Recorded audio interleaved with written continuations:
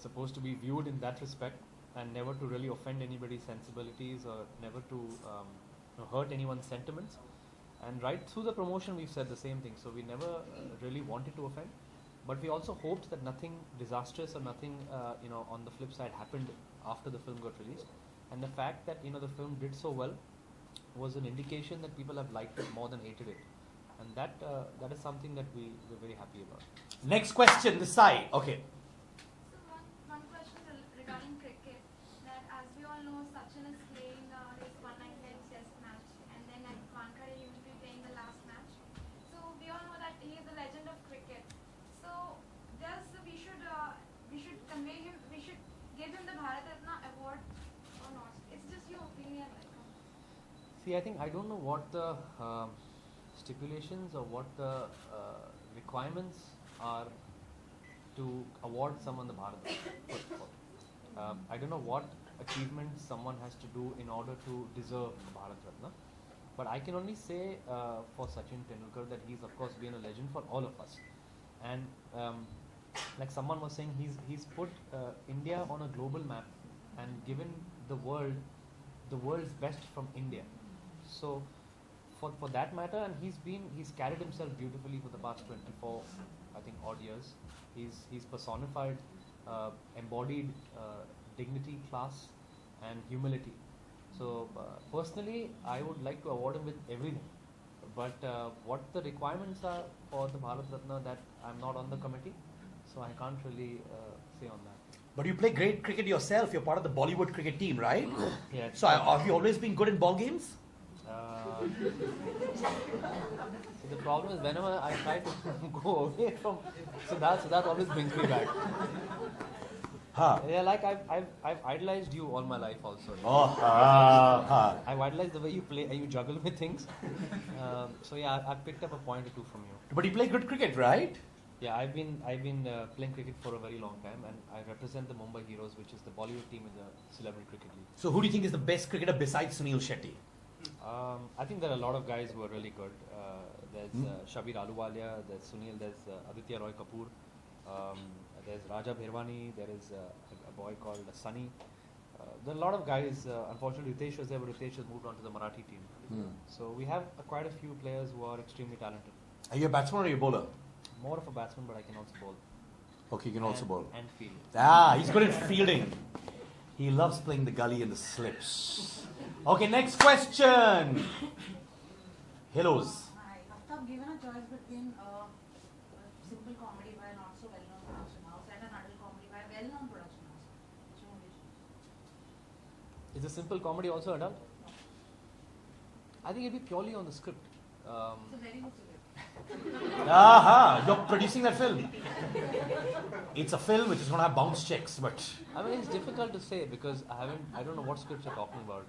It's a hypothetical question. So how What can if I? it's an adult comedy by a very well-known production house? So you're saying a non-adult comedy with a lesser-known production house, as opposed to a adult comedy with a more known production house. Well-known production, one of the top productions. Why can't I do both?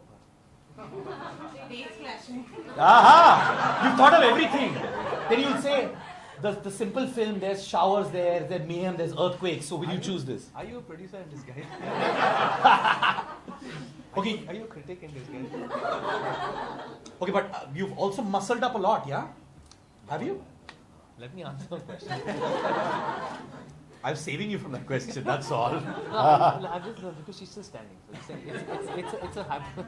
it's a hypothetical question. Forgive me. He hasn't grown for a while. But yeah, I think I would like to do both. And weighing the situation, what is better for me at that point of time in terms of the role or in terms of the potential, that would be the criteria with which I would choose, not just the setup and everything else. Superb. Okay, now my question. No, you pumped iron and all on? You pumped iron and all? Come on, no, tell me honestly, you pumped iron. I haven't gone to the gym in 2 months. Why? What do you say? Why? Because we've been having a very healthy diet. We've been having a healthy diet. Who's been making that chart? She's a good cook? Yes. Do you cook for her as well? Okay. Okay, ma'am. Hira, can you sit here? Ma'am. Hi.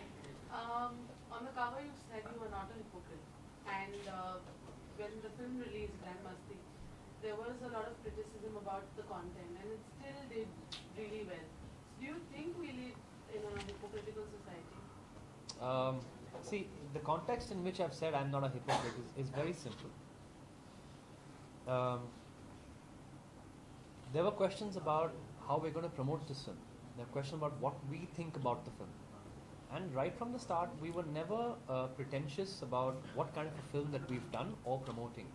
In that respect, right from the beginning, we have said that it's an adult film, it's a comedy film, it's not to be viewed for children.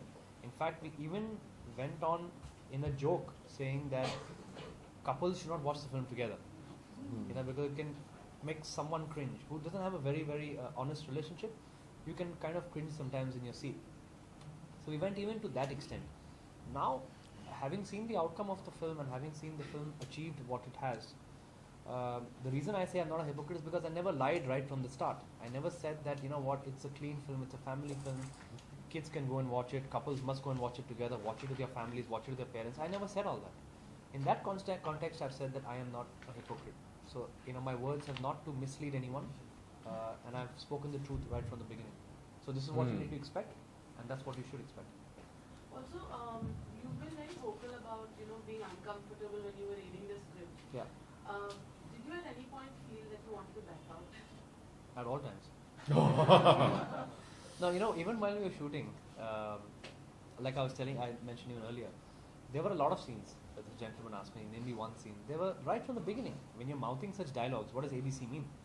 So you've got three boys who are just exiting college telling the freshers that, you know, guys, this is not what it means. What it actually means is this. So you're setting foot on that space.